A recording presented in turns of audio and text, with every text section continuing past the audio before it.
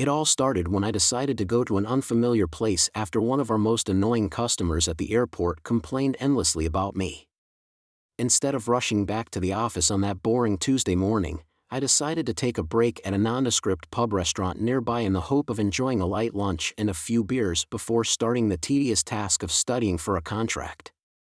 I noticed them sitting in the booth opposite me, and the shapely figure of one of the ladies caught my attention, wearing a short skirt that accentuated her bowed legs with a tight pink top. My interest in the couple intensified when I realized that the lady was my sister Shirley. Sister-in-law. It was obvious that their relationship was more than just friendly as they ordered drinks and began a public display of their affection, kissing passionately in the booth. I was stunned when the man boldly slid his hand up Shirley's thigh that was hidden under her short skirt. Shirley stopped kissing and leaned her head against the back of the booth, letting out a sigh of relief. I had never been in love with Shirley. I had disapproved when my brother had started dating her, and my skepticism had been heightened when he had quickly fallen in love with her and announced 4 months later that they were to be married. It seemed to me that they both worshipped the same person, Shirley, and he did everything he could to please her, and that's exactly what she wanted.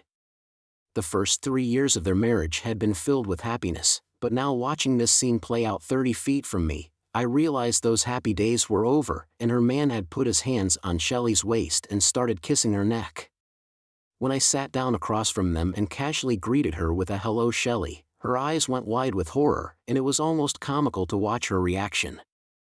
Her jaw dropped and she stared at me blankly, his expression reflecting her initial surprise, then annoyance, and without giving him a chance to speak, I politely asked her how she was doing and how Dave was doing, then turned to her companion, held out my hand, and introduced myself as Shell's brother, her mother-in-law, her husband's brother-in-law, and his brother-in-law. His eyes widened in shock and he sat motionless, completely ignoring my outstretched hand. I couldn't help but notice Robbie's hand at a compromising point, which made me raise my eyebrows in an amused way. "Robbie?" I asked, and kept a friendly smile on my face. I tried to leave quickly without looking back at Shelley, and as I hurried out of the restaurant I felt anger burn through me. How could she treat my brother who adored her with such disrespect? Shirley looked scared and tried to explain herself. Her face was pale. "I think you misunderstood the situation," she said, and her voice trailed off. She didn't know how to finish her sentence. I lowered my voice angrily but couldn't hide my anger. "Dave was your idol. He gave you everything you wanted, but that wasn't enough for you, was it? How long have you been hanging out with those nasty guys behind his back?" She squeezed my hand tightly and begged me, "Please don't tell him. I'll do anything, but please don't say anything." I looked at her incredulously. How could she ask me to keep such a big secret from my own brother? Sherry was either too naive or too shocked to come up with such a request. Her eyes were filled with panic as she pleaded with me, "Please don't tell him, it will break him." I leaned back curiously. What was she willing to offer to keep a secret?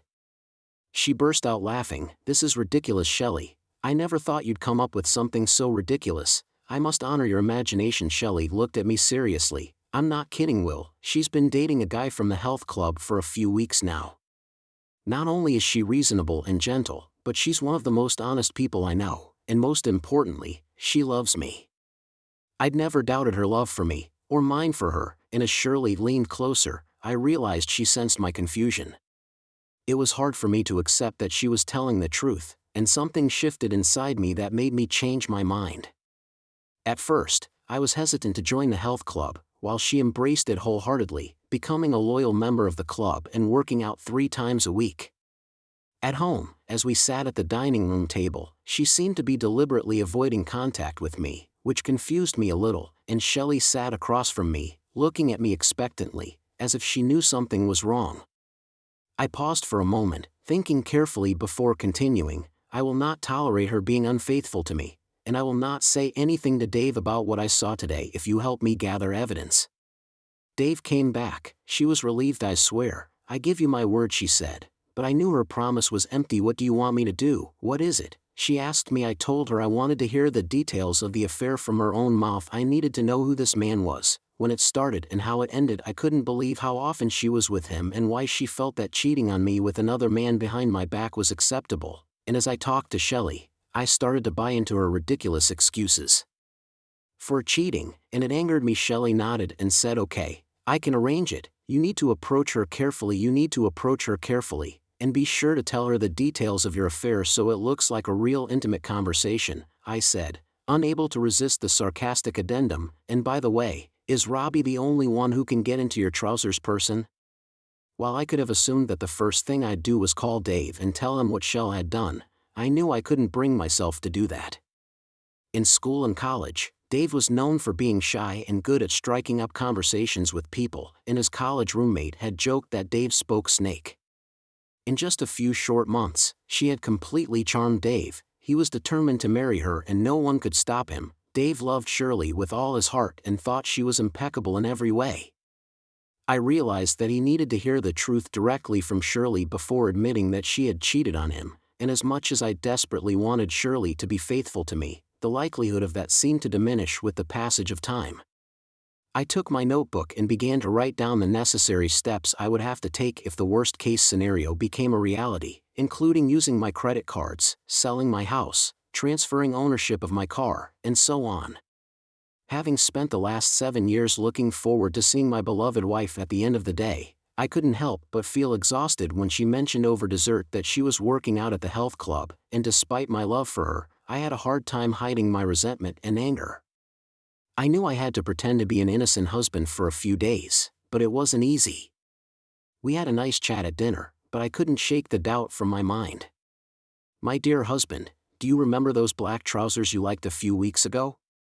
Those trousers were a little tight for me, but now they fit like a glove." My marriage was literally falling apart, and just a week later, on Tuesday, SH and I planned it all out. I offered her a nondescript tape recorder, which she hid in the living room. I stayed in my office all day pretending to be doing productive work, but in the meantime all I could think about was the conversation these two women were about to have and how it would affect my future. 30 p.m. I asked her if she hoped it was a misunderstanding because she had discussed it with you. Shirley replied with a smile and was obviously a bit tipsy. "Oh yes," she said, "I had told her about Robbie and she had told her all about everything about Mary. He seemed like a big man." I felt nervous. I said, "Okay, I'll meet you in 20 minutes. I got to Shell's house and she was waiting for me at the door with a tape recorder in her hand. "Remember, you promised her," she reminded me. "Yes, Shelley. He won't hear anything from me." I promised her that you couldn't let her know that I was recording or she'd be mad, and told Dave I couldn't bring myself to listen to the recording until she fell asleep, and until then I had to keep pretending to be a faithful husband. She was still a bit drunk when she admitted that she and Shirley had spent the day together. I hesitated for a moment, wondering if I should do it. It occurred to me that this might be the last time we'd be intimate. Despite my hopefulness, I couldn't shake the fear of being unfaithful to her. I followed her into the bedroom, and we had a physical intimacy. From my point of view, my emotions were confused. My thoughts were dominated by worry, and she didn't seem to notice my inner turmoil as she was filled with desire and passion. The experience was bittersweet, pleasant not for me but with a hint of sadness. I returned to the guest room, closed the door behind me and listened to the tape, lost in my own thoughts. Shirley and N's initial conversation was relaxed and casual, with Shirley making sure the wine continued to be poured and finally confessing to me about her affair with Robbie, calling him a goat. She even jokingly admitted that Robbie wasn't the best, as she'd had a boyfriend called Ellis before him. Listening to the vile details didn't bother me too much. I already knew Shirley's nature, and publicizing the information would only make it easier for Dave to prove his innocence.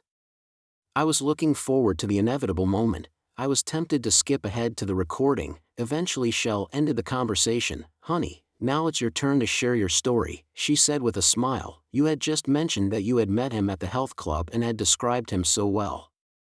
"Hey," Shirley said. Her words made my body tense up. She laughed. "Oh, he's incredible. Definitely the biggest one I've ever met." My wife replied with a smile. She continued, "At first I didn't even think you'd fit in. But he came. Oh my God, he came." Both women burst out laughing. I stopped the recording and sat down in my chair. "My marriage is over. I want to keep listening." I thought about letting my lawyer listen to the recording. After thinking about it, I decided to turn on the recording device again. It was time to get it all out, to reveal the whole truth, to deal with the anger and the pain, and to start deciding what kind of future awaited me. Shirley asked how it all started.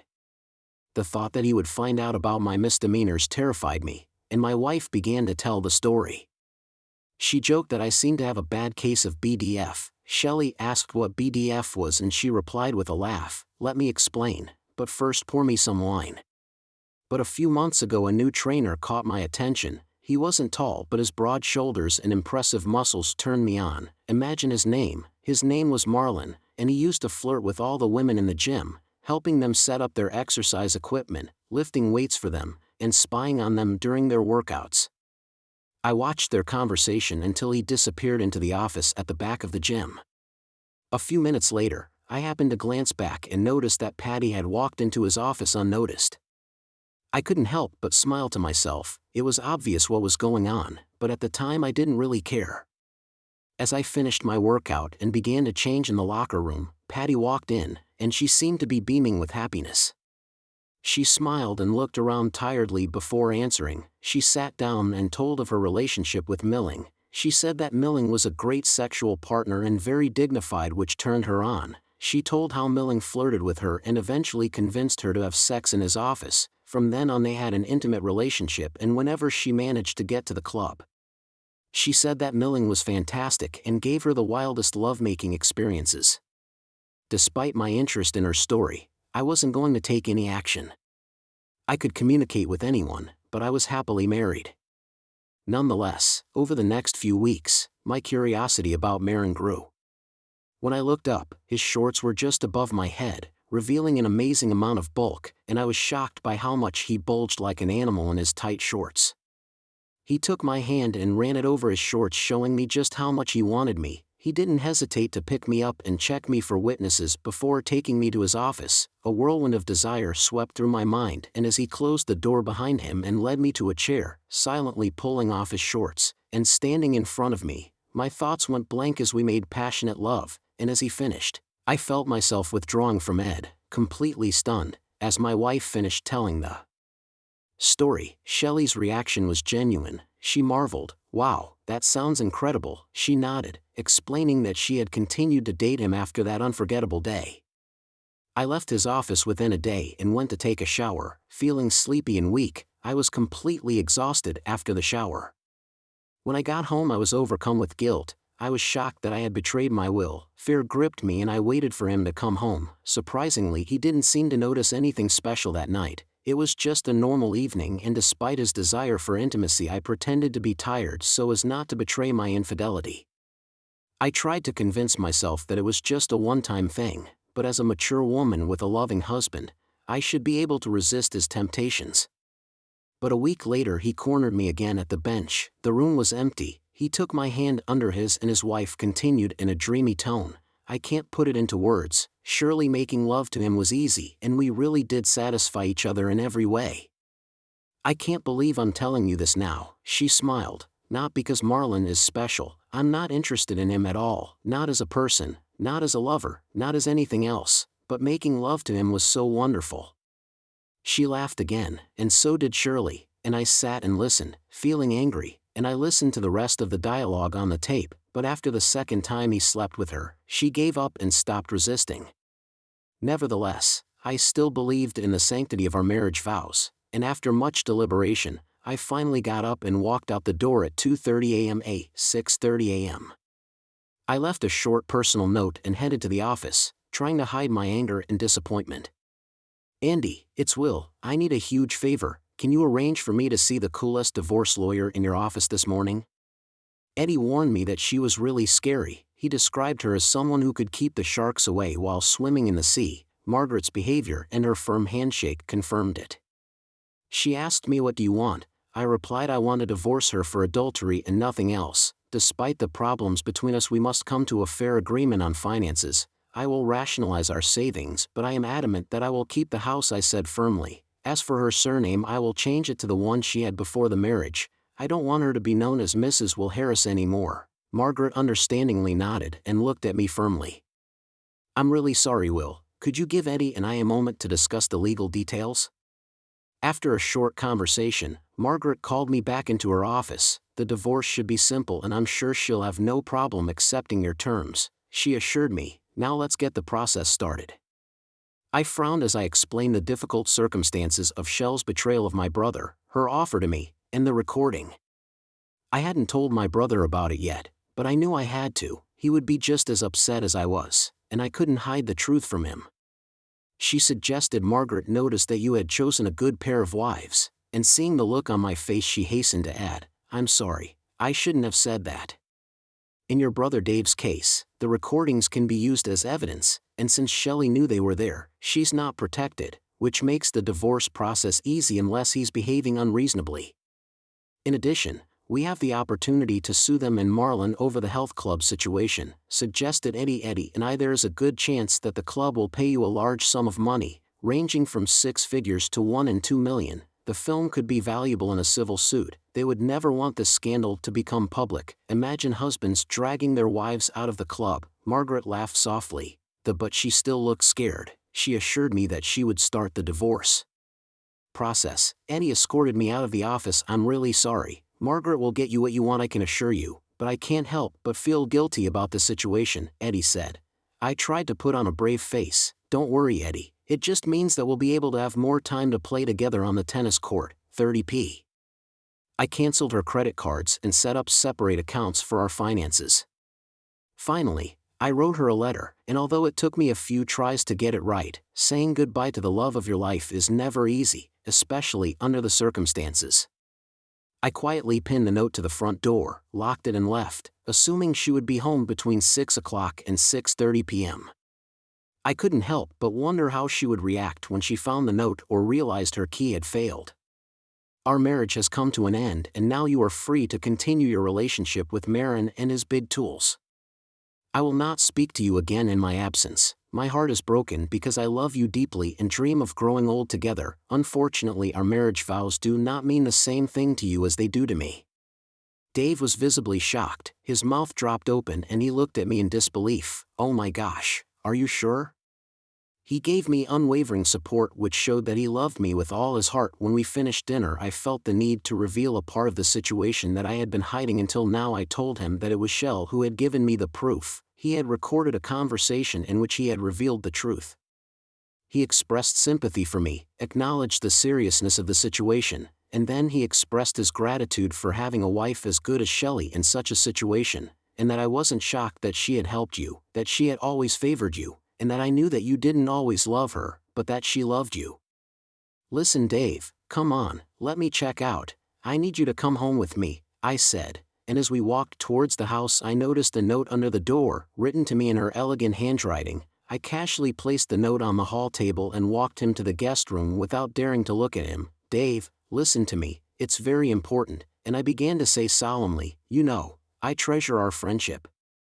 You know I value our friendship and would never hurt you, right? Dave looked at me incredulously. He wasn't used to such a serious dialogue between us. Of course he would. What's going on?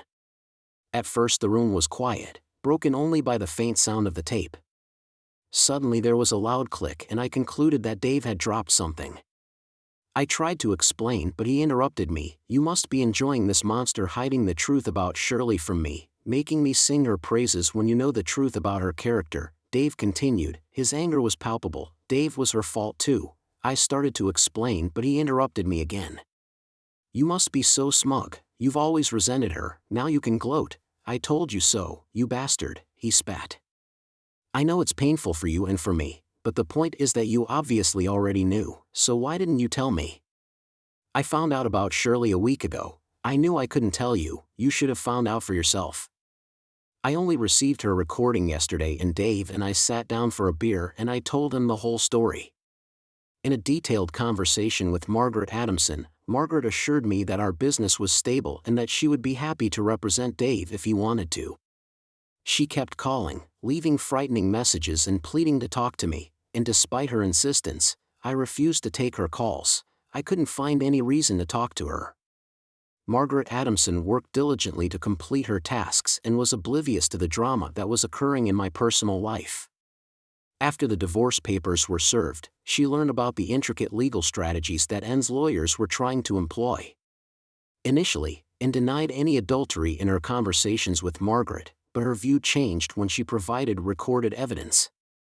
The day after listening to the recordings, Dave quickly moved from the flat where he was living with Shirley to my guest room, where he stayed until Shirley left, then quickly contacted me, and together we quickly packed our things and were out of there in less than 2 hours.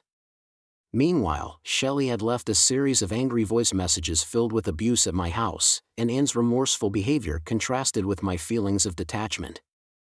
Although Shell had been trying to contact Dave by phone and email, he remained unresponsive. Margaret took over the leadership of the divorce process, and Dave and I stepped back to allow her to take the initiative herself. Surprisingly, the lawsuit against Marin and the health club was quickly resolved, and the case against Marin reached a stalemate when he mysteriously disappeared without a trace. The health club, in an effort to avoid notoriety, as Margaret had predicted, agreed to a $1 million settlement, which I agreed not to disclose the details of, and in less than 10 weeks I received the biggest check I'd ever seen.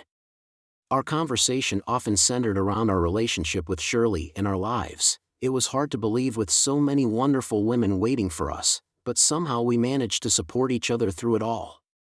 She was just a self-centered person, and in the same way Dave assured me that my wife's infidelity wasn't my fault, it was her own, and maybe we didn't fully trust each other, but those words were comforting to me, and as it turned out, Dave was the first to get a divorce, and he made it clear that he refused to talk to Shelley about anything, and I accompanied him to the office on the day he needed to sign the papers, and found that Shelley had already signed them.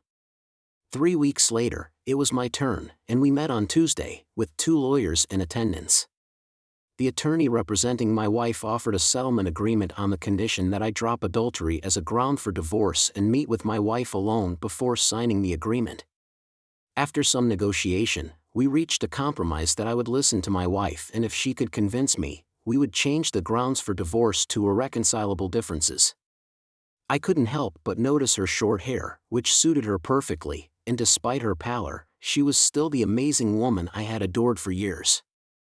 I messed everything up, I was selfish and careless. I know I heard you, and it was just a moment of weakness, a stupid impulse. I thought about it so many times. I wanted to take it all back, but the truth is I couldn't. I knew I couldn't undo anything. I couldn't even be in the same room as you without feeling pain, and as we stood on the threshold of our last goodbye, her words stung again my heart.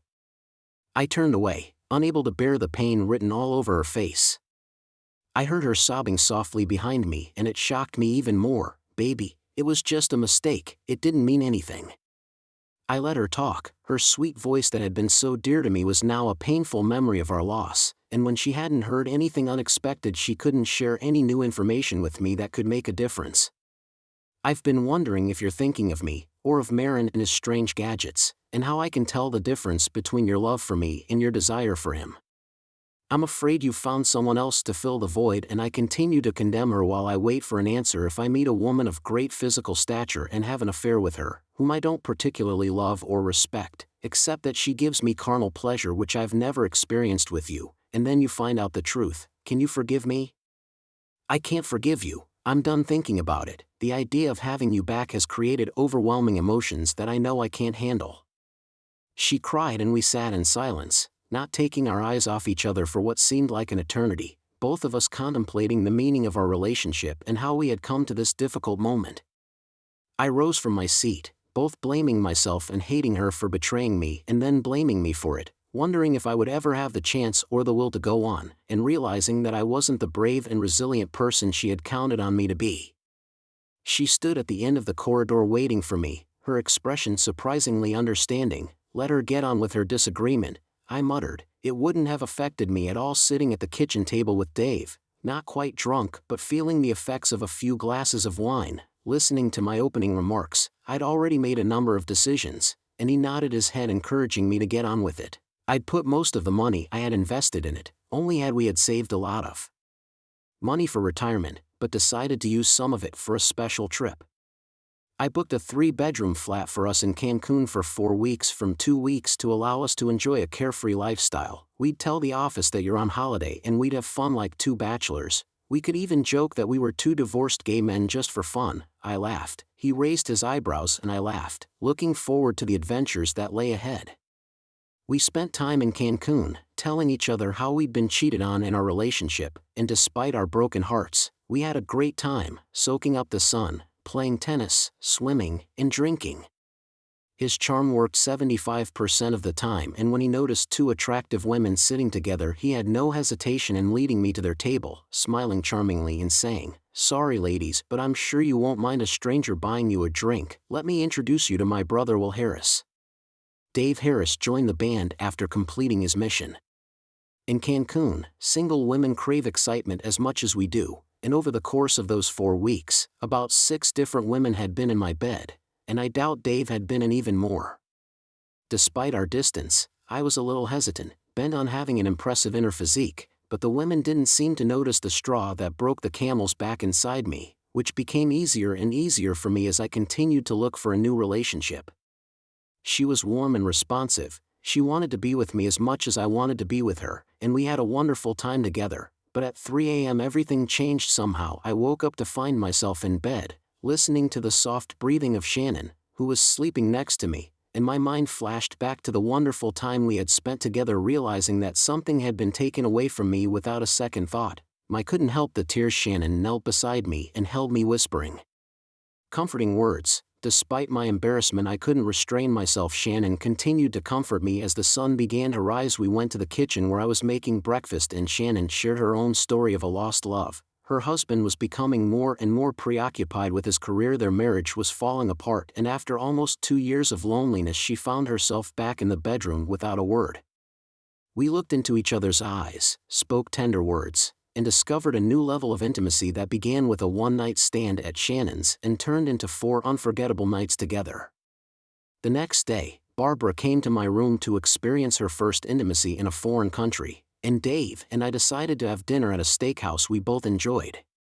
During dinner, Dave discreetly warned me not to look back as 2 couples had just been sitting at the other end of the hall, one of which Dave recognized as a potentially dangerous person, and I was grateful for the warning.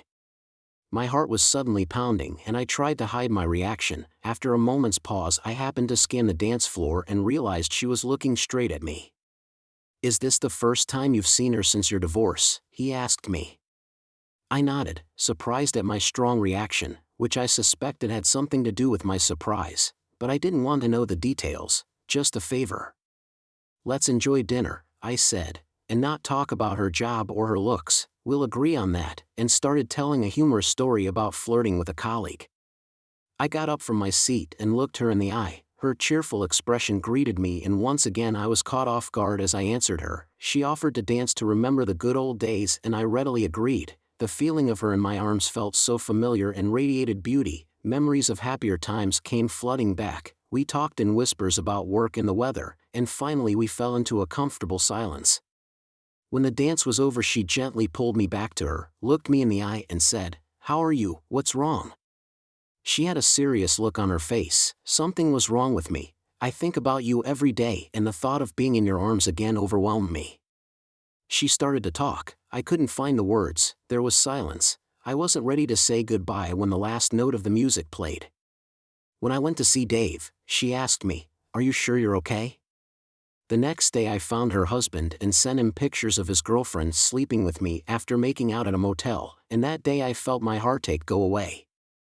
3 months later I found out that her husband had divorced her, and she called me in desperation, cursing me loudly and accusing me of divorcing her. I made no excuses and quickly hung up. I asked her what had happened and how the children were. Her face contorted with fear. She told me they were fine. "Jeffrey, but I'm going to tell you something very bad. I'm leaving you to marry James Buchanan. It's not because of anything you've done, and there's nothing you can do to change my mind. I've packed my clothes, and the rest is up to you." I love him, she admitted it, and at that moment I realized it was true. We've been dating for a year now. He's the governor's cousin, he's from a wealthy family, and me and the kids are moving to Greenville, Delaware, to live with him. Can you imagine that? She told me, "I didn't know that you'd been seeing him for a whole year," and I'd been in the shop, and all I can say is, everything that I thought I knew is ruined, and it seems that I'm the last to know about this, and I guess I simplified everything, for I believed his child completely, and I asked her. Of course she didn't. "How could you doubt me?" She replied indignantly, "Oh, they really are yours," she repeated. She was attractive but not amazing, and nothing outstanding in bed, except that she had worked harder to please him than she had to please me. But what was the point? I looked at her, stood up suddenly, pointed to the door, and said, Leave my house at once, and don't let the door hit you on the way out, you insidious witch." As I went upstairs to rest, I noticed that the children's room had been cleaned and their proud drawings had disappeared from the walls. In the weeks that followed, she and James Buchanan blocked any attempts I made to talk to the children. Only Maisie dared to come to me, and we arranged a secret meeting. I bought 6 mobile phones, one for each of the children every few weeks, and I changed their numbers so that my calls were less frequent and less suspicious. We were careful with emails, sending them only from the library computer or a friend's device. The boys came to see me once or twice a week, but as time went on, things didn't improve and I was consumed by anger, pain and sadness. Andrea remarried, to a much richer man, but she didn't ask for financial support or anything material, but she took with her the irreplaceable 3 children of mine. The absurdity of this situation is that who would pay such huge sums of money for pleasure, especially with ordinary people?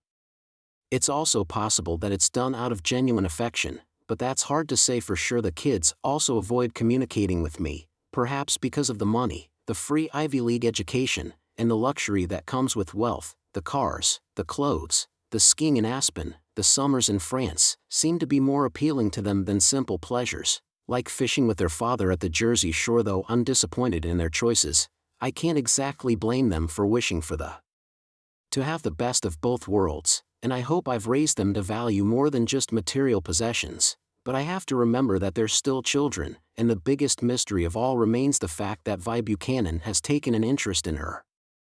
But now that I'm single, fewer people invite me. Sometimes I'm invited to parties.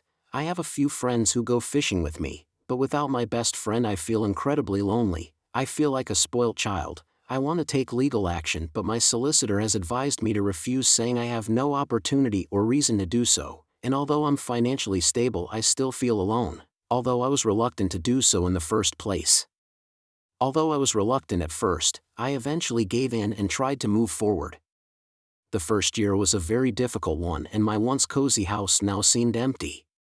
For almost a year, my job was the only thing holding me together, and I was caught in a vicious cycle of despair, feeling as small as a dog struggling with its own filth. But after 6 months of misery, I made the bold decision to sell my house and move into a flat in the city.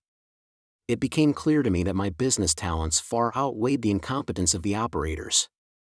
I saw the potential for growth and success that the current management was blind to, stubbornly clinging to outdated business practices that had once been successful but were now holding the company back.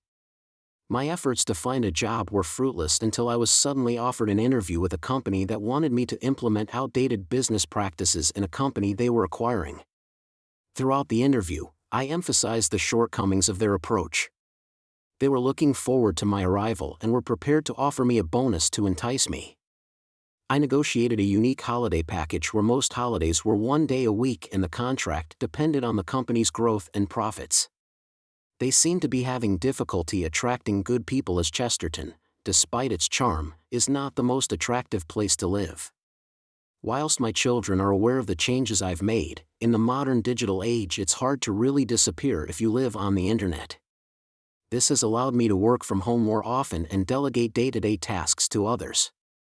Initially, I rented until I found a spacious craftsman-style bungalow which had 3 bedrooms, a lovely view and easy access to Chesterton. I joined the local historical society for work, offering my time and help in the hope of finding a suitable partner, but at my age of 45 there was a limited choice of single women between the ages of 35 and 40, and to be honest, there weren't many suitable candidates.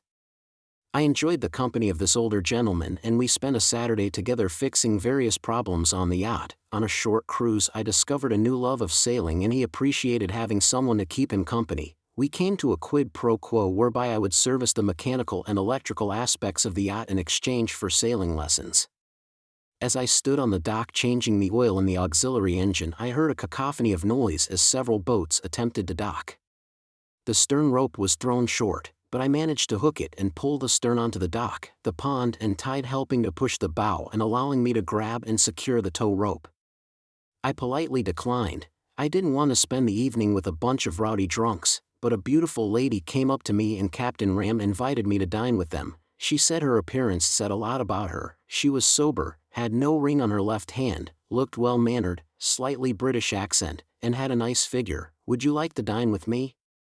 She is 7 years younger than me and works for a law firm in Washington, D.C. drafting laws and regulations for lobbyists. She was really attractive. She may not be a Hollywood beauty, but she definitely stood out from the crowd. In conversation, I discovered that she and I have similar political views and share a love of antiques, the ocean, and reading. I have a guest room with a security lock on the door, but that's only up to you. Do you have a driver's license? She asked me. I gave her my license and she quickly took a photo on her phone and emailed it to me. She joked, "Can you take me to the Waldorf on Sunday night?" She asked me if I could, but where is the Waldorf? One of them had already set me up on 2 blind dates and was glad I was interested in Heather. After meeting Grace and Julia, their names are Lily, they started flirting with Heather. "If you marry him, you'll have to agree to live here with us," Grace added. "He's a good cook, he has a good job, he earns a good living, and he's always so nice to the old ladies in town." Heather jokingly said that maybe you just appreciate what you have. Jeffrey is rude, but he doesn't need protection. I jokingly put a stop to their bickering and we didn't have any intimacy that weekend, but the next weekend we went out on the yacht and had a passionate meeting as we both came out of our periods of abstinence. She has a unique background in that her father is from Avery, England, and her mother is from Madras, India, and one of the best things about our relationship was being able to laugh at each other's jokes. But there was something not quite the same about Heather and my ex-wife. Unlike Andrea, who was willing to try anything Andrea read or saw in a pornographic film, Heather was more restrained and less adventurous. Heather liked sex, but she was reserved, which confused me. She thinks it is inappropriate and disrespectful to engage in behaviors such as intimate conversations and sex outdoors. I thought about ending my relationship with her until one cool autumn day when we stopped on our way to Chesterton on a Saturday, and that night I managed to buy her a couple of drinks in a restaurant and then a glass of wine at home, which relaxed her. Some people find sex distasteful or shameful and think love should be made in the bedroom. Personally, I think our role is to fulfill each other's desires and your pleasure should be my priority and vice versa. "I want to indulge in love play tonight," I replied playfully, without elaborating. This was my first step in teaching her the art of enjoyable and fulfilling lovemaking, and every week, weather permitting, we sailed together on the Chesapeake Bay, and when the weather was nice, we were able to strip off our clothes and get in the water to enjoy cold beers, a refreshing swim, and passionate intimacy. It was that autumn that we found ourselves falling deeply in love with each other, and despite Chesterton's lifestyle away from Washington, we were only an hour and a half's drive apart. I was responsible for proofreading her work, but not in terms of spelling and grammar, but in terms of clarity and completeness. I can't say I fully understand everything she writes, but so far I can follow her train of thought, and if I can't, there's a problem. But I also like to be surrounded by people, and we both enjoy hanging out with her friends in town and my friends near home, and life is good. Sunday morning she had to go to Washington to get ready for a meeting in the next few days. And to my surprise the city council meeting I was attending on Monday ended earlier than expected, and to surprise her I drove to her flat around 9:30 a.m. But she wasn't there, and I tried calling her, but the call immediately went to voicemail. An hour later she called me back and explained that she was resting but would be working late into the night, and we chatted a bit and found a common language. I was wondering how I was going to find out her whereabouts when out of the blue she told me that it had been a very chaotic week. I doubt I'll be able to sleep tonight, but there is one good thing that has come out of this, and that is that I get to come back to Chester a day early, and Heather told me, "Great, it turns out that the council meeting ended early, and I've decided to surprise you with the fact that I'm already at the flat," and I told her happily, "Oh, you must be so tired, so stay here tonight and spend the night. I'll be back at noon or earlier and we can have lunch together." Heather offered me. Normally I would have agreed, but I have to be back in the morning. "You'll be too tired. I'm sorry I missed you, but at least I'll still be able to smell you on the sheets when I go to bed. I'll be thinking about you all the time." I replied, "I'll have a long nap in the flat tomorrow and then I'll come back and have a nice dinner." "I love you," Heather a week later told me. She confessed that I realized that I needed to turn off my phone a lot in meetings or just focus on the fact that I wasn't sure who was calling, so I decided to get a smartphone just for us and we can set it up so you can track my location and stay calm. "I don't need to know that I trust you," I assured her, and with a grin she replied that I trust you too, but this phone feature is useful in other ways as well, so she gave me the knowledge of a double-edged sword. Like the story of Adam and Eve, I checked her location several times but eventually stopped, and we enjoyed 7 years of good fortune, just like the Bible says. I couldn't believe what was happening. One Saturday morning I opened the door and saw my ex-wife standing there. I was immediately overwhelmed by a wave of emotion, and as I closed the door I muttered, "You are dead." My husband said, "You're Andrea. It's nice to finally meet you. I'm Heather." She took a closer look and shuddered. Andrea had always been slim, but now she looked gaunt, her eyes and cheeks sunken in. At first I thought I had found something in her, then I couldn't help but wonder if she was seriously ill. Andre looked at me wearily and apologized for bothering her and assured me she wouldn't be late. Heather interjected smoothly, "Don't worry, we're staying in this afternoon. We would have gone somewhere, but Jeffrey needed to do some yard work related to watering." About 20 minutes later Heather said the coffee was ready and I had just poured the last quart of oil into the lawnmower and went inside to clean up and have a cup of coffee. I joined them as they finished. She said her youngest daughter was 7 years old and needed a kidney transplant, and the news hit me hard. And no, this was an unusual conversation, and I knew she had a daughter in Buchanan, but mine couldn't be, and I'd never met her, and when I handed you the envelope, I anticipated your suspicions, and so I took the DNA results, and I didn't have your DNA on hand, but your child had the same father. And Andrea started to say, "She's your child's sister, your own flesh and blood. Unfortunately we can't find a suitable kidney donor because she's in total kidney failure, Jeffrey. The doctors think you might be a good fit for her," Andrea pleaded. "Andrea, please let me talk to Jeffrey. I'll call you in 2 days, I promise." I closed the door and Heather continued to talk to Andrea and walked her to her car. I made a cup of coffee in the microwave, angry at the audacity of this woman to flaunt her wealth, and went to my studio. Later, Heather invited me to dinner. She was very worried about her child who was seriously ill. She was slowly getting worse and her only hope was to get help from a man who despised her. I didn't hate her, I just couldn't stand her, not because she had left me, but because she had separated my child from me. I replied threateningly that she found it hard to accept the loss of her child. My children may not have died physically, but they may well have died because they were not actively involved in my life. "We need to know more about kidney transplants and related issues," Heather replied calmly. I made her no promises except to mention that I would call her on Tuesday. "The child's condition is stable but not ideal." She continued to insist that no matter what happens, I'll be there for you. After doing some research on Wikipedia and on the National Kidney Foundation's website, I learned that, due to a shortage of donors, a child who needs a kidney transplant may not survive without a new kidney. While a child may eventually receive a kidney transplant, the wait can be difficult and there is still a risk of kidney failure. Heather smiled and we all laughed, easing the tension. "I wish your child all the best, and I wish your child could be more involved in our lives so you don't have to lose a kidney." Heather concluded by saying that I couldn't help but feel the weight of pain and responsibility on my shoulders and on my daughter's shoulders as we worked through our difficulties. "Do you know what I really want?" I asked. After reflecting on my past, I realized that I was so focused on providing for our family and maintaining our home that I didn't appreciate the time I had with my children until they grew up and left us. "Jeffrey, do you really want custody?" "She won't agree to that and it would be too painful for the kids," Heather replied. "I want to see Karen this weekend. Maybe that will work. I think she might consider giving us custody," I suggested. "It reminds me of the story of the trial of Solomon. 2 women were fighting over a child. Solomon proposed cutting the child in half. One woman agreed. The other woman gave up her demands and was ready to give up the child to save her own life, and Solomon declared her a true mother, and Andrea would have done the same, but I hope she was worth it." "Jeffrey, you can't do this. You can't use custody as leverage to donate a kidney for a child for a kidney. What the hell were you thinking?" Heather asked me that question, and I have a lot of thoughts running through my head right now. And you're right, I can't trade custody for my kidney. The child would take it unconditionally, but I can't help but think that Andrea shouldn't know about this.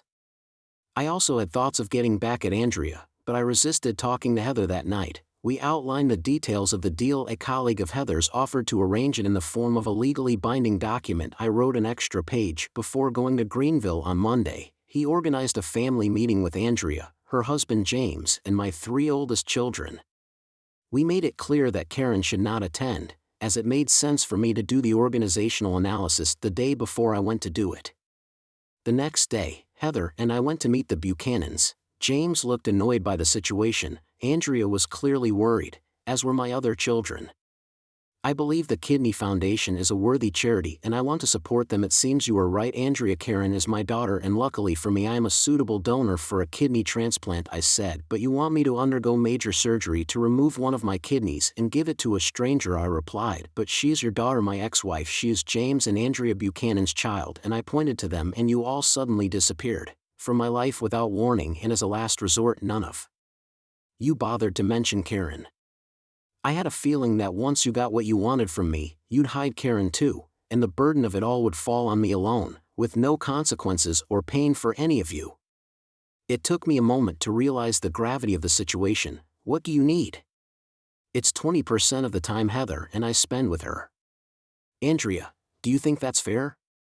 2 days off a month, 48 days in total, plus a week or 2 in the summer, that's about 15%. She paused for a moment to consider the situation. Now think about what I had to go through: a perfectly healthy person cut open, an organ removed to help someone else live. How many of you would agree to do what you're forgiving me for if it were you? Raise your hand. After a few seconds her 2 sons also raised their hands. James hesitated and raised his hand as well. So you are all ready to do what I am asking you to do, I concluded as they looked at each other and nodded understandingly. I said, what do these virtues mean to me? I asked James. You may say that it was your own idea, and that you will be more generous, because your donations are not to relatives, but to strangers. Surely that's a noble thing to do and it will benefit a lot of people, so why not? This was my second condition. Andrea and James had to sign their initials on the date. I continued to state my conditions and James immediately became serious. What the hell is going on with this contract? James asked me incredulously.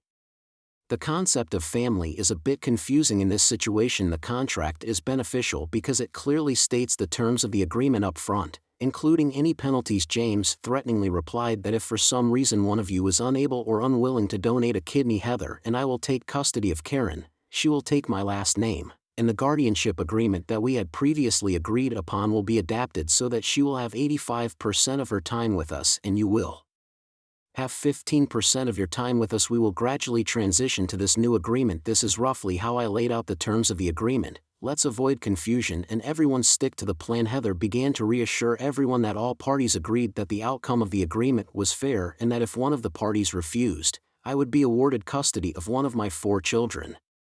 I calmly replied, Andrea and I will donate our kidneys and you will do nothing, and when I come out of surgery and find you gone, Karen will die. Andrea pleaded. James hesitated, not knowing what to do. Andrea interrupted, just sign it. There's no need to finish the sentence. James silently signed the contract. A week later Andrea underwent the operation and the surgeon took a break to get changed and started on me. She told me about Andrea's condition and assured me that the doctor had said I was fine. Maisie looked me in the eye and expressed regret that James and Andrea had tried to embarrass me. Dad, it was as if we were part of some kind of almost callous mentality. We seemed to be sacrificing ourselves for the future. It seems silly in retrospect, but we were just kids. James and Mum were lost in their own world. Maisie said and then started to cry. I want to hug you and comfort you, but I can't right now. We forgive you and so does Dad. You were just a kid and you did the best you could. Let's focus on the future, Heather said, comforting Jeffrey. I want you to be an important part of our lives, my son Mike said as he walked into the room. It's good that you're awake, and I've decided to donate a kidney as well. I signed up for it while you were under anesthesia. Unfortunately, James refused and indefinitely postponed. But it's unlikely to happen, my son said. God, Mike, I'm not sure that's a wise decision. You've got a big future ahead of you. I replied, I'm not sure. You don't have to do this. You know the job is done. The kidney you donated doesn't absolve Jamie of his responsibility. That's not why I made the decision. I replied, Karen moving in with us is definitely a positive moment. I believe it will be good for her. I agreed to do it because my parents did it too and it was the right thing to do. Mike said, and Heather looked at me and it dawned on her as she realized how I had organized the situation. I had a feeling that he wasn't going to give up easily, but I couldn't bring myself to admit it. Instead, I decided that he would be the one to blame for Andrea losing her daughter. Nonetheless, I felt that he cared in his own way. We also took Karen and her sister on a holiday to Washington, D.C., after which we took the children on a similar trip. At the end of the summer, Andrea came to see Karen and we started talking. Andrea looked as calm and peaceful as I had ever seen her. Heather was kind enough to give us time to talk privately, and Andrea confessed to me about her strained relationship with James, which was news to me. I asked Andrea how hard it was for me to understand you and those trying to help you, and Andrea said that as far as I could tell, he didn't seem to appreciate hard work and self-sacrifice. I guess if you have enough money you can afford to waste your time on empty activities, I replied. Are you trying to pick a fight with us? I replied, I'm sorry to say that I was ready to share it with you, but I'm deeply angry with you for not doing so. Andrea said, so what's your problem with him? You are a hypocrite. Weren't you content when you betrayed me and your husband and hid him from me and the children? I said, I understand how you feel and I don't think anyone should give up their kids. Maybe it's time to start looking for a good divorce lawyer. Will you still have money after it's all over? It seems like you missed an important life lesson, and I'm sorry to tell you that it's very important to understand what brings you joy and to find a partner who will support and encourage you to be happy. You have to decide what your desires are and take the necessary steps to make them happen.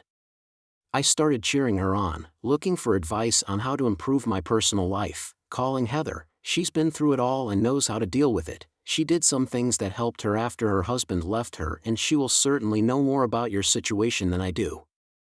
I gave her some advice and Andrea left in the afternoon, and later Heather, Karen and I went into town for dinner, and that night we lay in bed and I told Heather about our conversation, and she couldn't help but laugh when I mentioned that James treats her the same way he treats me, and laughed so hard she stifled her laughter and said, Do you think she's flirting with you? I told her to talk to you because we're fine after the divorce. I don't care what she thinks. I made it very clear how much I love you. I interrupted Heather's sad thoughts. Heather and I had a great time that night and didn't wake up. Karen, I've only seen James twice, at Maisie's wedding and Michael's wedding when Jason and Edward got married, and we had the wedding in Chesterton, but James wasn't invited. He was instead sent them a check a few weeks later.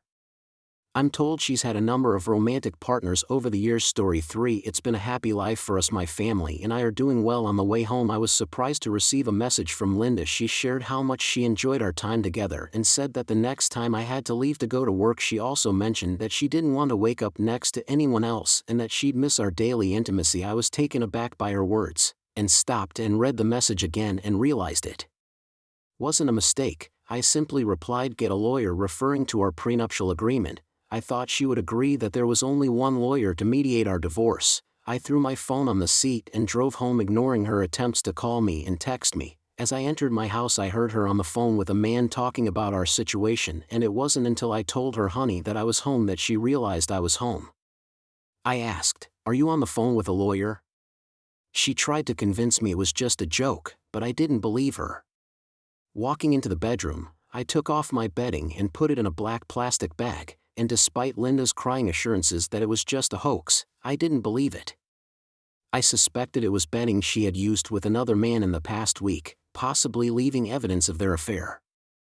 I didn't really need evidence, but I left the clothing just in case. She didn't say much, just nodded in agreement. I was understandably shocked to find out it was Richard, who was a friend of mine. I knew I had to force her to make a decision. I gave her an ultimatum. She could pack up and leave on her own, or I would take her and her things out to the yard. This was my family's house. It had been mine when my parents moved to Walmer. Linda had no rights to the house. Linda gathered her things and started looking for her car keys in the garage. I couldn't find my mobile phone as I had taken it out of Linda's purse while I was packing. Considering her deceptive behavior, I decided not to let her drive either of the cars, as the payments for both cars were deducted from my personal bank account. I stood my ground and warned her not to test my patience. She backed off and I asked for her mobile phone. She hesitated, but I reminded her that I had proof of purchase on my credit card. I would find out a lot about this novel later because, not surprisingly, Linda was lazy and always used one of her 3 passwords, this time only the 4 digits of her birth year. Linda burst into tears again and began to seek comfort from her mother. Her father came up to me with a serious expression and inquired about the situation. I took out my mobile phone and showed him the message she had sent me. He read it and his face sank. He nodded apologetically and they left and Linda's belongings were packed away. It was my second marriage. After the turmoil of the first one, I made it clear to Linda at the beginning of our relationship that I would never remarry without a prenuptial agreement. She seemed indifferent, but she didn't mind because it was fair. We split our joint bank assets equally and agreed that each of us would be liable for the credit cards and debts in our own names. We didn't have any joint credit cards and most of the debts was in my account, because Linda only used hers to go to social places like Starbucks with her friends, and the agency lawyer we hired went through all of our assets and their values during the divorce process. I didn't question her decision because I didn't need them. In addition, I allowed her to choose any furniture she wanted to keep. Despite Linda's attempts to communicate with me, I refused to engage in any discussion. Fortunately, Linda's medical history did not allow us to have children because she had had several miscarriages due to a scar on her uterus that had formed after a previous miscarriage. Although I'm not a Hollywood hunk, I'm in pretty good shape for a 30-year-old. My wife was attractive, but I was beginning to sense a lack of motivation in her. Did I forgive Richard? No. After the divorce, I met him at his house and told him I'd divorced a woman he was in a relationship with. I had been preparing for this conflict for 6 months, and in the past I hadn't been able to stand up for myself when I lost love, but this time I was ready. I punched him in the nose, knocking him to the ground, and I kept hitting him, each punch bringing me to tears. After months of frustration and anger, I finally stood up for myself. After a few minutes of sitting next to his motionless body, I finally dialed 911. The ambulance came quickly and took him to the hospital, where I was eventually handcuffed and taken to the police station. Despite Richard's apparent indifference, I was very worried about Linda, and the pain this situation was causing me was too much to bear because I had already gone through one divorce at the age of 20, and I wasn't planning a third. At my son's birthday party, my wife Jennifer betrayed me by cheating on me with an animator. That day I realized the true value of a normal life, as life had plunged me into a dystopia. Our son David was completely mesmerized by the pirate plunder-themed playroom, and on his 6th birthday he made a simple wish for a pirate plunder-style party. The weather was gorgeous on the day of the party and Jennifer went all out to prepare a party full of excitement and anticipation. Skull and crossbones balloons and treasure chest cakes decorated the room, children ran around earning tickets and racing on the slot machines, laughter filled the room, David had a ball and Jennifer's eyes sparkled as she watched him play. The mascot, Captain Knifeless, seemed more interested in Jennifer than the kids, and they laughed together, posed for photos, and got into playful scuffles. At first, I took this as part of the celebration, but as they continued to interact, it seemed less and less innocent. Anger and resentment flooded my mind as I tried to make sense of what I had just witnessed, and as I ran out of the building, Jennifer's voice shouting my name followed me. As the sun set and the noise of the party faded, I made a decision. I couldn't ignore what I had seen, but I couldn't look Jennifer in the eye just yet. I needed time to heal and figure out what to do. I got up and left, leaving behind the chaos of the party and the painful image of Jennifer in the arms of Captain No Knives. We put fake smiles on our faces, determined not to let our personal problems overshadow our son's special day. It wasn't until we got back home that we finally started to talk. With Davy lying in his bed with birthday cake on his face, Jennifer tried to explain but her words were ignored. "It was just a mistake," she sobbed, tears streaming down her face. "A mistake? You don't accidentally cheat on your husband with a pirate mascot," I replied sharply, my voice filling the empty house, echoing in the pain in my heart. "I don't know what I was thinking. Forgive me, Chris," she cried, her eyes begging for forgiveness. I wanted to hold her tight and forget everything, but the image of her with the Captain Knifeless haunted me and regretted not being able to help Jennifer. "Chris, she's crying. I know, please let's talk, for David's sake, but I can no longer reconcile myself to the woman I once loved. The mother of my children betrayed our vows and our family. I don't trust myself to make rash decisions. I realize I need space. We'll talk about it tomorrow, Jennifer," I announced resolutely. "I'll be in the guest room tonight, Jennifer." I leave her in the living room. Her sobs echoed through the empty house as I painfully recalled the events of that day. That night, I lay on my bed in the guest room, filled with confusion and anger. I couldn't calm down. I tossed and turned and couldn't sleep. The next morning I found Jennifer in the kitchen, her eyes swollen and stained with tears, David sleeping peacefully, oblivious to the commotion between his parents. The words froze in the air, hanging over our heads like a guillotine, set in stone, weighing Jennifer down. Jennifer's eyes widened, and there was a moment of silence before the early morning clamor broke the stillness. The joy and innocence of the past day flashed through my mind as I embarked on this unfamiliar journey, and celebrating my children's birthdays was the spark of a profound realization that changed my life forever. When the divorce was finalized, my son David stayed with me. The court ruled that a mother who cheated on her own son at his birthday party could not be a good influence on her child.